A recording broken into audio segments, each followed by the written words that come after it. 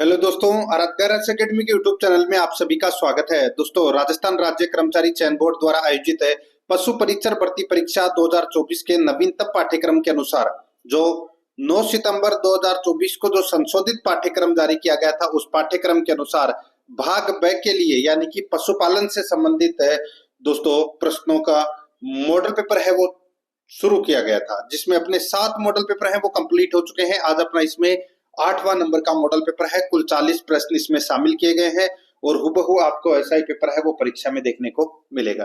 दोस्तों, अगर आपने पिछले 7 मॉडल पेपरों का अगर टेस्ट नहीं दिया है तो आप प्ले लिस्ट में जाइए, वहां पे आपको फोल्डर मिल जाएगा पशु परीक्षण मॉडल पेपर भाग ब के नाम से आपको वहां फोल्डर मिल जाएगा। तो आप वहां जाकर पिछले जो 7 मॉडल पेपर हैं उनका टेस्ट अवश्य दें और आराध्या एकेडमी के यूट्यूब चैनल को सब्सक्राइब जरूर करें, बेल आइकन को दबाएं, वीडियो को लाइक और अपने दोस्तों के पास में शेयर जरूर करें। और दोस्तों, प्लेलिस्ट का जो लिंक है वो आपको डिस्क्रिप्शन में मिल जाएगा, तो आप इन क्लासों को जरूर देखें। इन मॉडल पेपरों को बहुत शानदार लेवल के मॉडल पेपर हैं और भाग ब के अंदर जो सर्वाधिक अंक लाएगा दोस्तों उसका ही सिलेक्शन है वो श्योर माना जाएगा। देखिए यहाँ पे पहला प्रश्न, नाचना किसकी एक नस्ल है? बताइए, नाचना किसकी एक नस्ल है? तो दोस्तों ये ऊंट की एक प्रमुख नस्ल है। क्या है? किसकी? ऊंट की एक प्रमुख नस्ल है दोस्तों ये नाचना। ठीक है दोस्तों, ये नाचना कहां पर पड़ता है? तो दोस्तों ये जैसलमेर में पड़ता है। और दोस्तों नाचना जैसलमेर का ऊंट अपनी सुंदरता और बोझ ढोने हेतु दोस्तों भारत में प्रसिद्ध माना जाता है। ठीक है, राइट आंसर हो जाएगा यहाँ पे 4 नंबर का ऑप्शन बिल्कुल सही। आगे देखिए, सेकंड नंबर का प्रश्न है, राजस्थान के मध्यवर्ती एवं दक्षिणी पूर्वी भाग में पाई जाने वाली नस्ल कौन सी है? बताइए, राजस्थान के मध्यवर्ती एवं दक्षिणी पूर्वी भाग में पाई जाने वाली नस्ल है वो कौन सी है? इसका जो राइट आंसर हो जाएगा वो है दोस्तों इसमें गिर।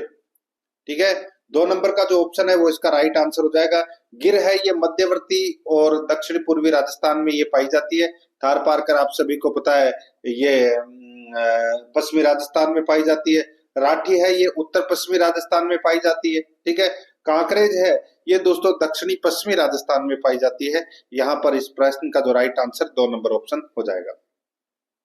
आगे देखिए, निम्न में से कौन सा चरण कृत्रिम गर्भाधान विधि का नहीं है? बताइए, कौन सा चरण कृत्रिम गर्भाधान विधि का नहीं है? यहाँ पर देखिए, वीर्य का भंडारण, सांड का बधियाकरण, वीर्य का परीक्षण, वीर्य का एकत्रण या एकत्रित करना। दोस्तों यहाँ पर देखिए, सांड का बधियाकरण ये कृत्रिम गर्भाधान विधि का प्रकार है वो नहीं है। ठीक है, वीर्य का तनुकरण, वीर्य का भंडारण, वीर्य का हिमिकीकरण, वीर्य का परीक्षण, ठीक है, वीर्य का एकत्रीकरण, ये चरण है दोस्तों कृत्रिम गर्भाधान विधि के, लेकिन दूसरा नंबर का नहीं है। तो यहाँ पर 2 नंबर का ऑप्शन बिल्कुल सही उत्तर हो जाएगा। आगे देखिए, प्रथम कलोन भेड़ का नाम क्या है? प्रथम कलोन भेड़ का जो नाम है वो क्या है? तो दोस्तों उसका नाम है डोली। यहाँ पर 2 नंबर का ऑप्शन बिल्कुल सही उत्तर हो जाएगा, डोली, याद रखना। ठीक है, आगे देखिए दोस्तों, 5 नंबर का प्रश्न है, संकरण की किस विधि में 2 शुद्ध नस्लों को एकांतर क्रम में मिलाया जाता है? संकरण की किस विधि में 2 शुद्ध नस्लों को एकांतर क्रम में मिलाया जाता है? इसका जो राइट आंसर हो जाएगा वो है दोस्तों, देखिए यहाँ पर जो क्रिस संकरण है, क्रिस संकरण में 2 शुद्ध नस्लों के नर एवं मादा पशुओं को एकांतर क्रम में मिलाया जाता है। ठीक है, तो यहाँ पर अपना इसमें राइट आंसर हो जाएगा 2 नंबर का ऑप्शन बिल्कुल सही उत्तर हो जाएगा, याद रखना। आगे देखिए दोस्तों, यहाँ पे 6 नंबर का प्रश्न है, दूध को ठंडा करने के लिए अमोनिया का तापमान कितना रखना चाहिए? दूध को ठंडा करने के लिए अमोनिया का तापमान कितना रखना चाहिए? बताइए। तो दोस्तों अमोनिया का जो तापमान है वो रखना चाहिए दोस्तों 3 से 4 डिग्री सेल्सियस। 3 से 4 डिग्री सेल्सियस रखना चाहिए।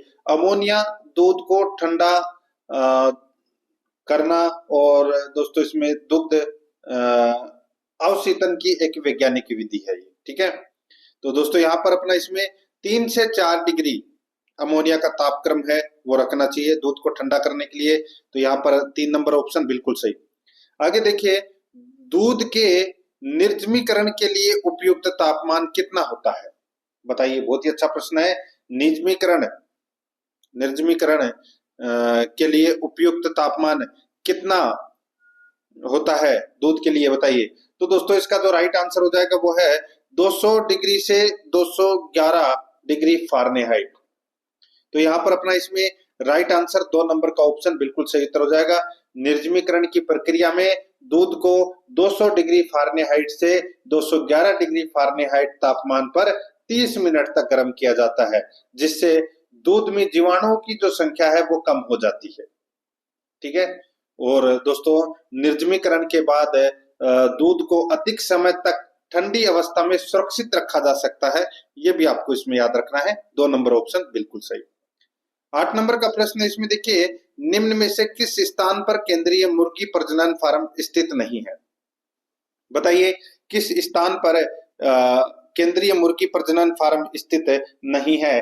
तो यहाँ पर इसका राइट आंसर हो जाएगा, देखिए मुंबई में है, भुवनेश्वर में है, हेसरघट्टा में है, यह लेकिन यहाँ पे इज्जत नगर में नहीं है। तो यहाँ पर 4 नंबर का ऑप्शन राइट आंसर हो जाएगा। ठीक है।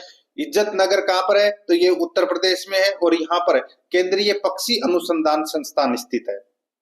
केंद्रीय मुर्गी प्रजनन फार्म यहाँ पर स्थित नहीं है। तो यहाँ पर 4 नंबर का ऑप्शन राइट आंसर हो जाएगा। 9 नंबर का प्रश्न इसमें देखिए, मुर्गी के अंडे का पीला रंग किस वर्णक के कारण होता है। मुर्गी के अंडे का पीला रंग किस वर्णक के कारण होता है। दोस्तों इसका जो राइट आंसर हो जाएगा वो है मुर्गी के अंडे का पीला रंग, सभी को पता होगा दोस्तों। यहाँ पर इस प्रश्न का जो राइट आंसर हो जाएगा वो है पीले रंग की बात हो रही है दोस्तों। यहाँ पे मुर्गी के अंडे का जो पीला रंग है वो जेंथोफिल के कारण होता है। किसके कारण, जेंथोफिल के कारण। यहाँ पर 2 नंबर का जो ऑप्शन है वो इसका राइट आंसर हो जाएगा। मुर्गी के अंडे में 11.8% प्रोटीन होता है और 11% उसमें वसा की मात्रा होती है, ये भी आपको इसमें याद रखना है। ठीक है। तो यहाँ पर 2 नंबर का ऑप्शन बिल्कुल सही उत्तर इसमें हो जाएगा। आगे देखिए दोस्तों, यहाँ पे मुर्गी को उनके पेट तथा आंतों में पाए जाने वाले कृमियों से मुक्त करना कहलाता है। तो क्या कहलाता है, मुर्गियों को उनके पेट तथा आंतों में पाए जाने वाले कृमियों से मुक्त करना कहलाता है। तो वो क्या कहलाता है, तो दोस्तों उसको क्या कहते हैं, डीवार्मिंग। क्या कहते हैं, डीवार्मिंग कहते हैं। यहाँ पर 1 नंबर का ऑप्शन राइट आंसर हो जाएगा, डीवार्मिंग। ठीक है दोस्तों, मुर्गी को 4 माह 5 माह या 6 माह की आयु पर या उसके बाद दोस्तों 22 दिन के अंतर पर डीवार्म है वो करते रहना चाहिए। तो यहाँ पर अपना इसमें राइट आंसर क्या हो जाएगा, 1 नंबर का ऑप्शन बिल्कुल सही उत्तर हो जाएगा, डीवार्मिंग। आगे देखिए, जैविक खाद बनाई जा सकती है। तो दोस्तों जैविक खाद है ये बनाई जा सकती है, तो घरेलू कचरे से भी बनाई जा सकती है, कृषि अपशिष्ट से भी बनाई जा सकती है। तो यहाँ पर अपना इसमें राइट आंसर हो जाएगा 3 नंबर ऑप्शन बिल्कुल सही, दोनों से बनाई जा सकती है दोस्तों ये। ठीक है। आगे देखिए दोस्तों, यहाँ पे पशुओं के गोबर का उपयोग किया जाता है। पशुओं के गोबर का उपयोग किया जाता है तो दोस्तों उपले बनाने के लिए, यानी कि छाने जिसे अपन बोल सकते हैं। ठीक है। पशुओं के गोबर का उपयोग उपले बनाने के लिए, खाद बनाने के लिए, बायोगैस प्लांट में इसका उपयोग किया जा सकता है। ठीक है। और कच्चे मकानों के फर्श लीपने में भी इसका उपयोग किया जाता है। तो यहाँ पर अपना इसमें राइट आंसर हो जाएगा उपरोक्त सभी, 4 नंबर का ऑप्शन बिल्कुल सही। 13 नंबर का प्रश्न है इसमें देखिए इजिप्शियन क्लोवर के नाम से जाना जाता है। इजिप्शियन क्लोवर के नाम से जाना जाता है।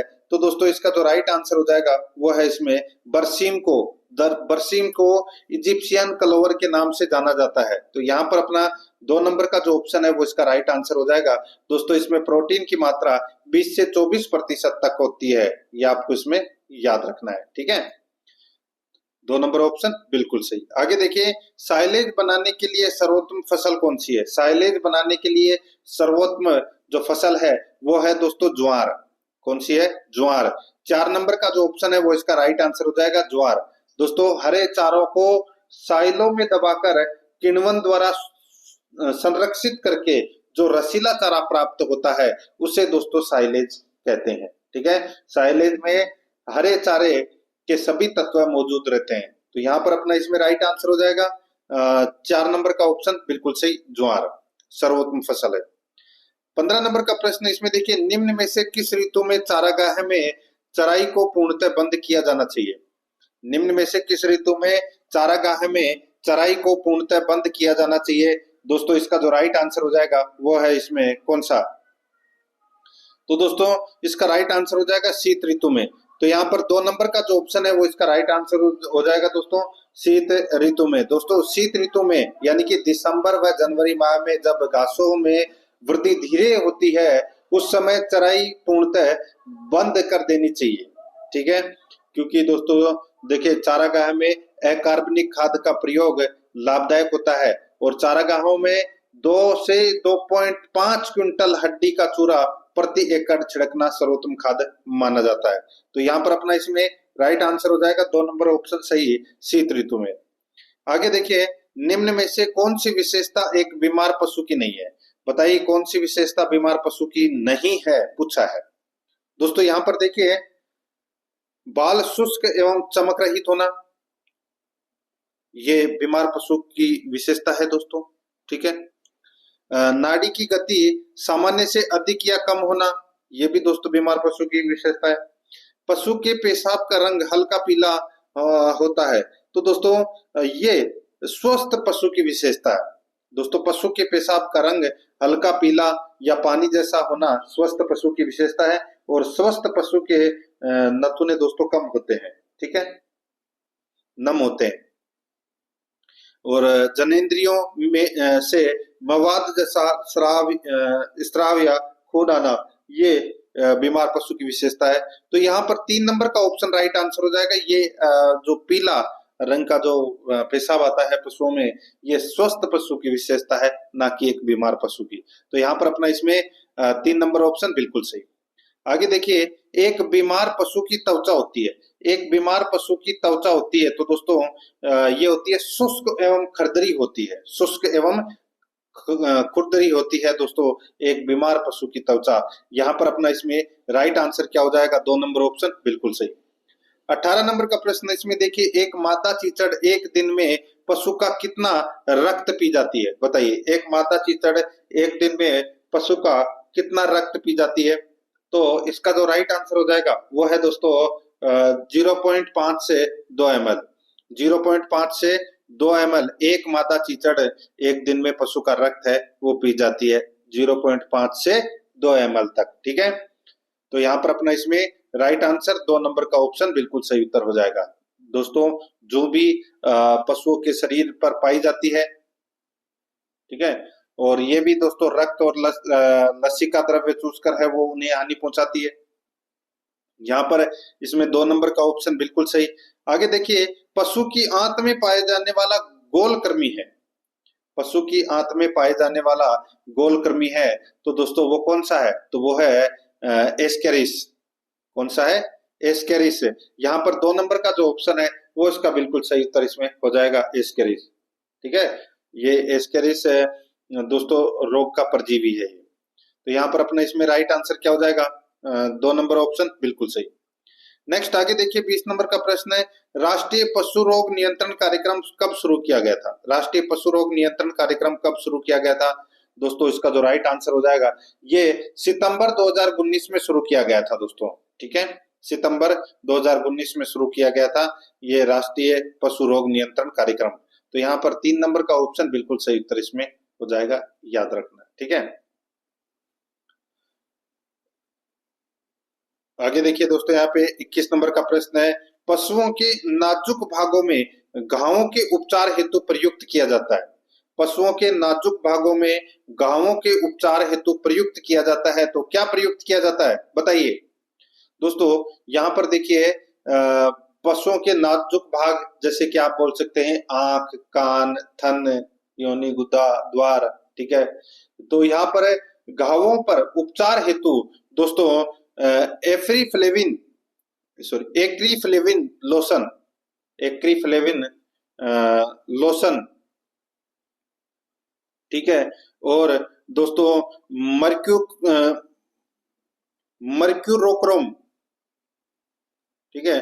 दोस्तों इन दोनों का यानी कि इनके गांवों के उपचार हेतु ये प्रयुक्त किया जाता है। ठीक है, तो यहाँ पर अपना इसमें राइट आंसर क्या हो जाएगा, 3 नंबर का ऑप्शन बिल्कुल सही उत्तर इसमें हो जाएगा।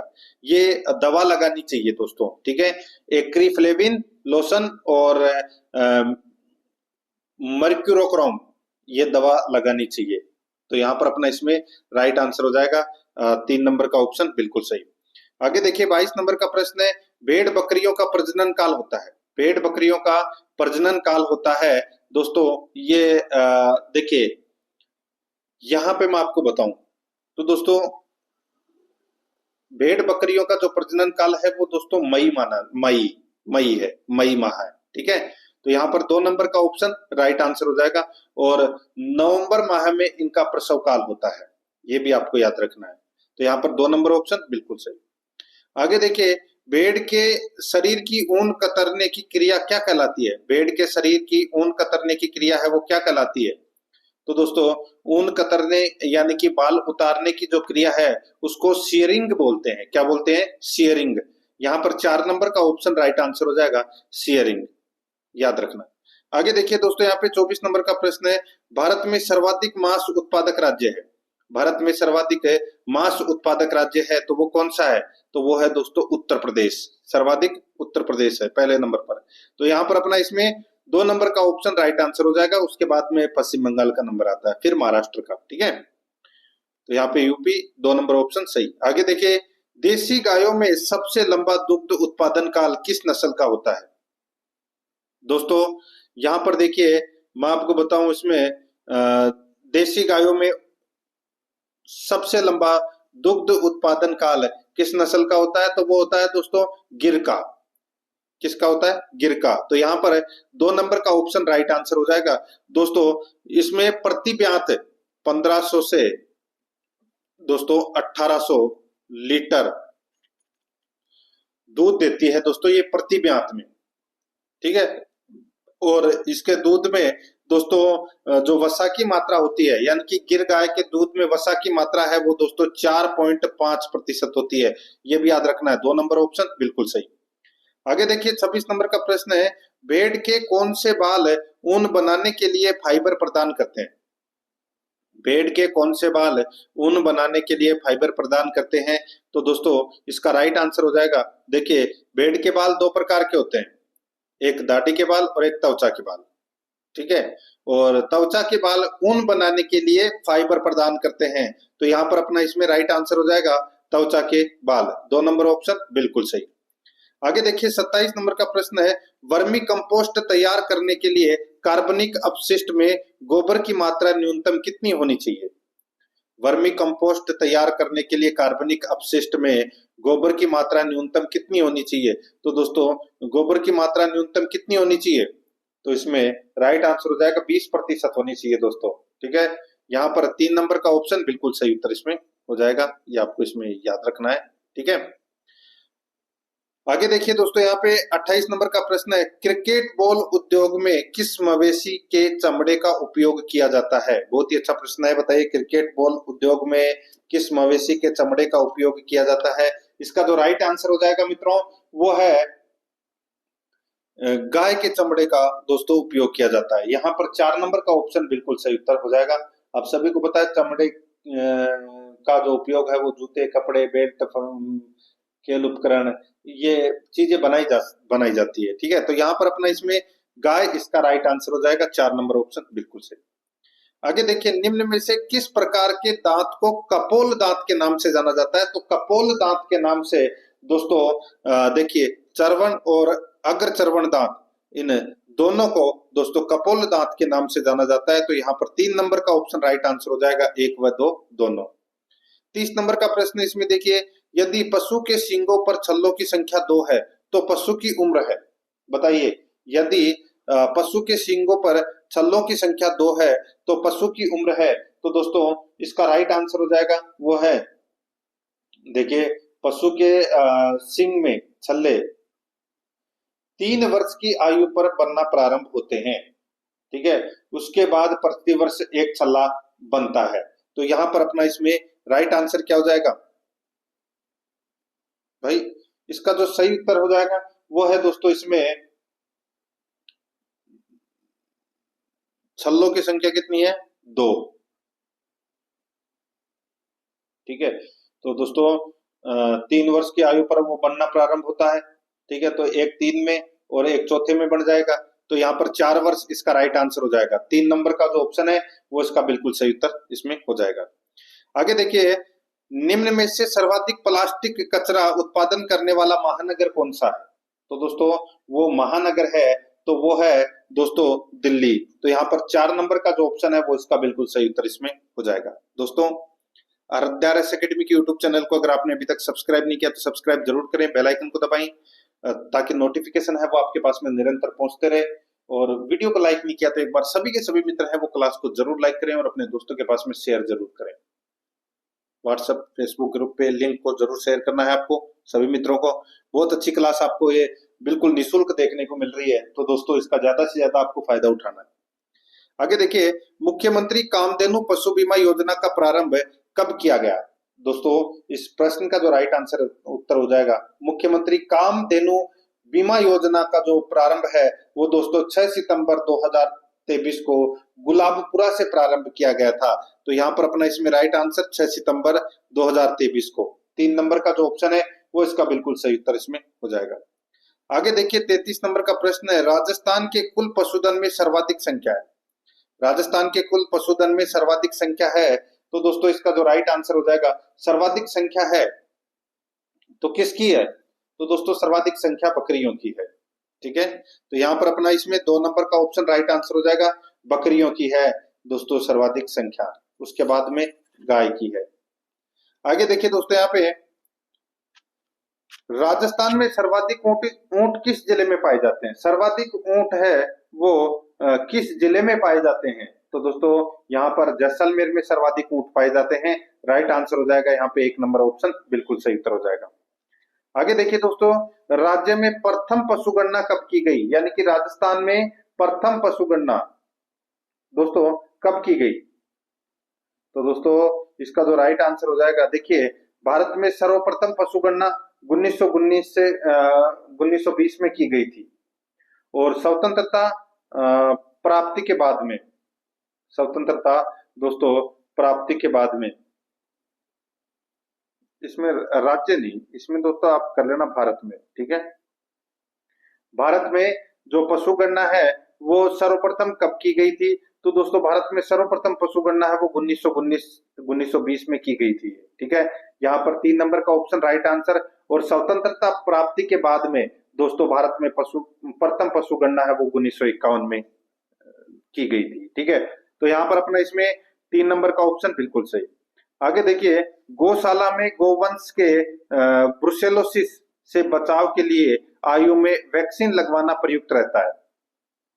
दोस्तों गौशाला में गोवंश के ब्रुसेलोसिस से बचाव के लिए कितनी आयु में वैक्सीन लगवाना उपयुक्त रहता है? तो दोस्तों ब्रुसेलोसिस से बचाव के लिए दोस्तों 3 से 6 महीने की उम्र में मादा गोवंश को वैक्सीन लगाई जाती है। ठीक है, और बछड़ों व वयस्क गोवंश को वैक्सीन नहीं लगाई जाती। तो यहाँ पर अपना इसमें राइट आंसर हो जाएगा 3 से 6 माह। 2 नंबर ऑप्शन बिल्कुल सही। आगे देखिए, गौशाला में सांड ग्रह का आकार क्या होना चाहिए? गौशाला में सांड ग्रह का आकार है वो दोस्तों 12 × 10 फुट का रखा जाना चाहिए। तो यहाँ पर अपना इसमें राइट आंसर हो जाएगा 12 × 10 फुट। यहाँ पर 4 नंबर का ऑप्शन बिल्कुल सही उत्तर इसमें हो जाएगा, याद रखें। आगे देखिए दोस्तों, यहाँ पे दूध से पृथक क्रीम में वसा की न्यूनतम मात्रा कितनी होती है? दूध से पृथक क्रीम में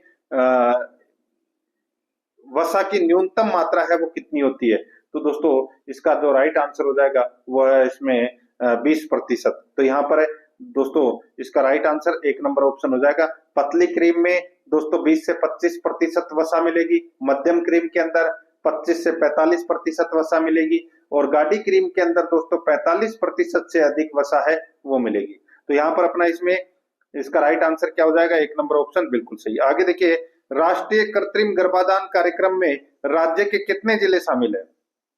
राष्ट्रीय कृत्रिम गर्भाधान कार्यक्रम में राज्य के कितने जिले शामिल हैं? तो इसका जो राइट आंसर हो जाएगा वो है दोस्तों इसमें बताइए। तो दोस्तों इसमें राज्य के 33 जिले हैं वो शामिल है, तो यहाँ पर 3 नंबर का ऑप्शन बिल्कुल सही उत्तर हो जाएगा।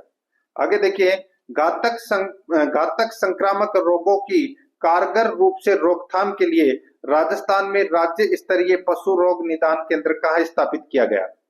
बताइए, राज्य स्तरीय पशु रोग निदान केंद्र कहाँ स्थापित किया गया? तो दोस्तों इसका राइट आंसर हो जाएगा, वो है इसमें देखिए जयपुर में। तो यहाँ पर 4 नंबर का जो ऑप्शन है वो इसका बिल्कुल सही उत्तर इसमें हो जाएगा, याद रखना, ठीक है।